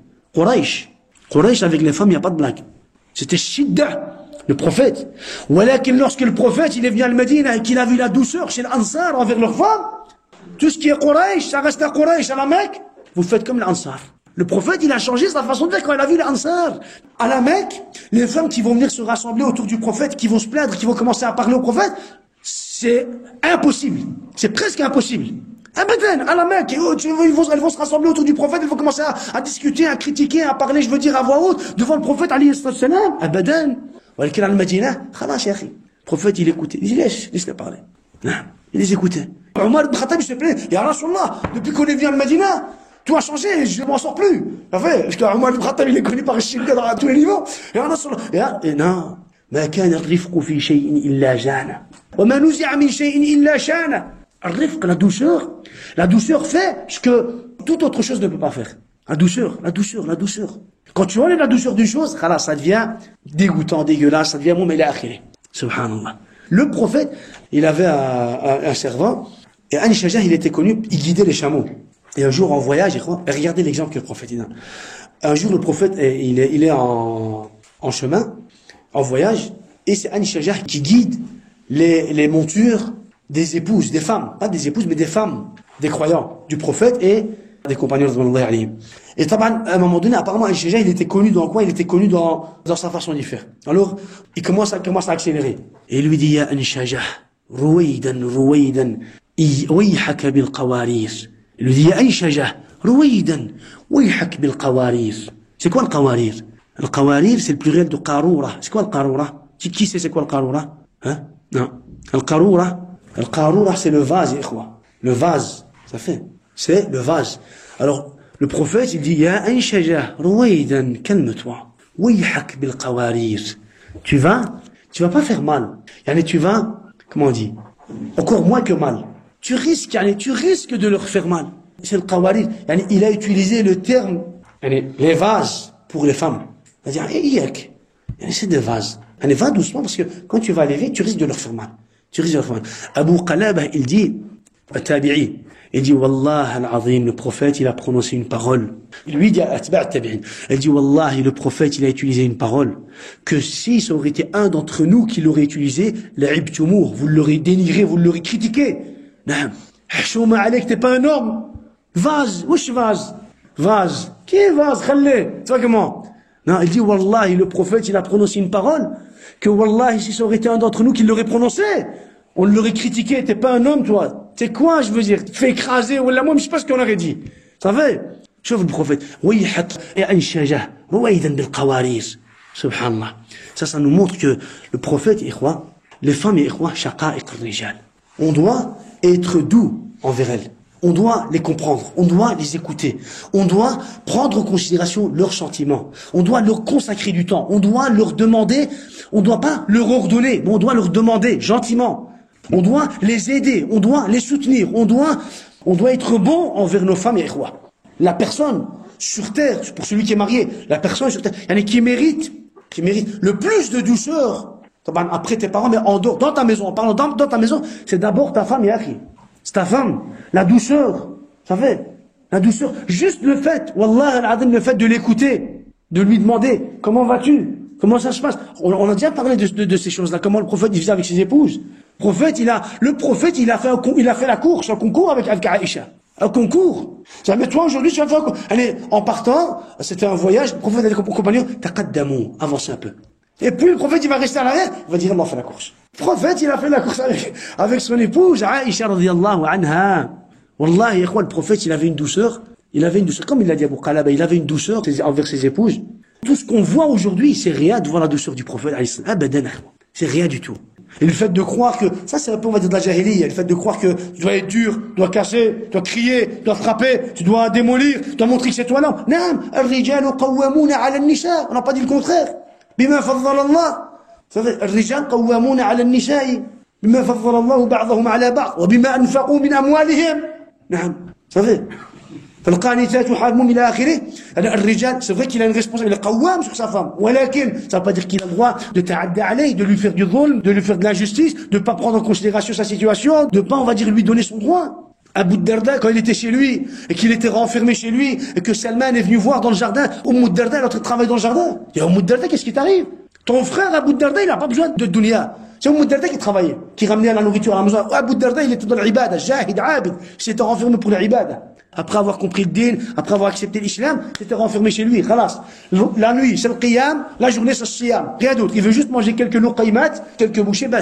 Salman, quand il est venu, il a vu Darda dans une situation, elle avait travaillé dans le jardin. Qu'est-ce qui t'est arrivé? Abu Darda, ton ami, ton frère, parce qu'ils étaient frères de l'islam, il n'a pas besoin de dunya. Alors, Salman al-Farisi, il est rentré, il a vu Abu Darda, et il lui a ramené l'ikram, il a dit, Wallahi, je ne mangerai que lorsque tu mangeras. Je vais manger que lorsque tu mangeras. Il a mangé. Et il a rompu son jeûne. La nuit, il a dit, toi, dors, moi, je vais prier. Wallahi, je ne dormirai que lorsque tu dormiras. Jusqu'à le dernier tiers de la nuit. Ils se sont réveillés, ils ont prié. Après, Salman al-Farisi, il lui a dit, Ya Abu Darda, inna li nafsika alayka haqqa, wa inna li zawjika alayka haqqa. Ton corps a un droit sur toi. Ta femme, elle a un droit. Ton Seigneur a un droit. Toi, tu négliges les droits. Tu t'occupes que de toi. Vous savez, tu t'occupes que de toi. Tu négliges tout derrière toi. Toute une famille, une responsabilité. Alors, Abu Darda, il entend ça. Il dit, ça, c'est pas normal. Et qu'est-ce qui va pas là? Alors, le prophète, il dit, Ya Rasulallah, voilà ce qui s'est passé. Voilà ce que Salman, il m'a dit. Est-ce que c'est vrai? Sadaqa Salman. Salman, il a dit vrai. Salman, il a dit vrai. Alors, il a compris. Salman, il a dit vrai. Donc ça montre quoi? Ça montre le lien dans l'islam, ikhwa. Ça montre le lien dans l'islam. Comment on doit être envers nos familles, envers nos épouses, envers nos enfants. Il a akhiri. C'est un long chapitre, il y a beaucoup d'exemples. Voilà, c'est pour savoir qu'on a besoin de se corriger aussi à ce niveau-là. On a besoin de se corriger. Moi, il m'est déjà arrivé où je vois par exemple un père, l'enfant par exemple, il met ses chaussures, il dépêche, il le pousse, il le fait tomber. Ici par exemple, l'enfant, il est en train de se débattre pour mettre ses chaussures, il le pousse à la tête, il dit Yallah, avance. Encore plein d'autres choses que c'est qui me tape à l'œil, que je vois à gauche à droite, que j'entends à gauche à droite, qui c'est des choses qui font mal et qui conviennent pas à l'islam, au muslimin. Donc c'est des choses qui conviennent pas. Et ça, c'est des choses que, en dehors du fait que ça convient pas déjà à l'insan, dans l'islam encore moins. Il n'y a pas de place à ça dans l'islam. Il n'y a pas de place à tout ça. Dans l'islam, il faut être quoi? Il faut être doux. En général, il faut être doux. Il faut leur apprendre la douceur. Plus tu vas être doux, plus tu vas prendre la douceur. Et plus il va prendre la douceur l'enfant. Vous savez? Et ça, c'est important. On en reparlera de toute façon, Inch'Allah. Ça, c'est un chapitre qui nous concerne. On en reparlera. Inch'Allah, subhana rabbika rabbil izzati amma yasifun.